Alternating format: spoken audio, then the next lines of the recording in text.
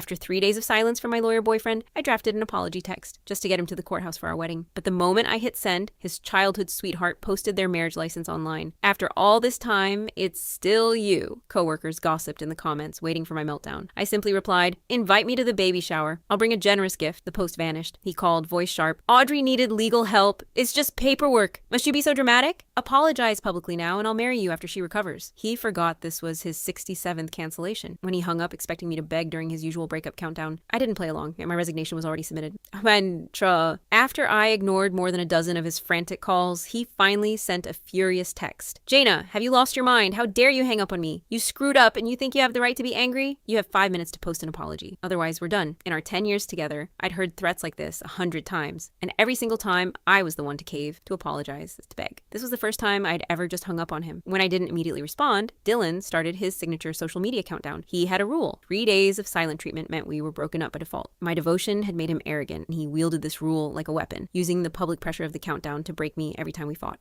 For 10 years, it had worked perfectly. I would always crack just before the timer ran out, but this time was different. I was tired. I was done being his fool. Shortly after Dylan's post, his childhood sweetheart Audrey posted one of her own, making sure to tag me. It was just a little joke with Dylan. I didn't mean for it to go public. I had no idea Gina would react so strongly. Now, I'm almost afraid to talk to her in case I accidentally set her off again. Dylan, who rarely ever touched his social media, was the first to like it. That's her problem, Audrey. Don't blame yourself. And why set it to friends only? If you want to post something, post it for the world to see. It was obvious who her was. Our mutual friends, all dependent on Dylan for business, quickly chimed in with their support. Gina is so petty. Audrey, don't let someone like that get you down. No wonder Dylan won't marry her. I wouldn't marry a woman that insecure either. I let out a bitter laugh. He would bend over backward to defend Audrey, to shield her from the slightest discomfort. But me, his girlfriend of 10 years, I was always met with cold indifference. Audrey could sneeze and he would cancel our appointment at the courthouse. If I complained, he would get angrier than me, accusing me of being controlling and small-minded. And now, when I finally chose to let go and congratulate them, he was still the one blaming me, using his stupid countdown to force an apology. The truth was, there was no right or wrong here. The scales of love had tipped long ago. Ma'am, the man on this ID is already legally married. Would you like to reschedule with someone else? The clerk at the Marriage License Bureau looked at me with pity. I took the ID back with a small smile. That's an option to consider. The young couple behind me cheered as I stepped out of line. It was Valentine's Day, and appointments were impossible to get. I had been waiting here since dawn just to get a spot. But now, looking at the appointment form in my hand, I didn't hesitate. I tore it into pieces and threw it in the trash. I had filled out that form 67 times. I had given him 67 chances. Each time, I had shown up just like today, full of hope, watching other couples come and go as I waited for him. And each time, just before our appointment, he would call with an excuse about an urgent matter at the firm. When I questioned him, he'd throw his clients in my face. Gina, a client's case is their entire life on the line. Are you really asking me to abandon them for a piece of paper? How can you be so selfish? He would say it with such righteous indignation, his voice dripping with condescension. He never knew that after he ditched me for Audrey,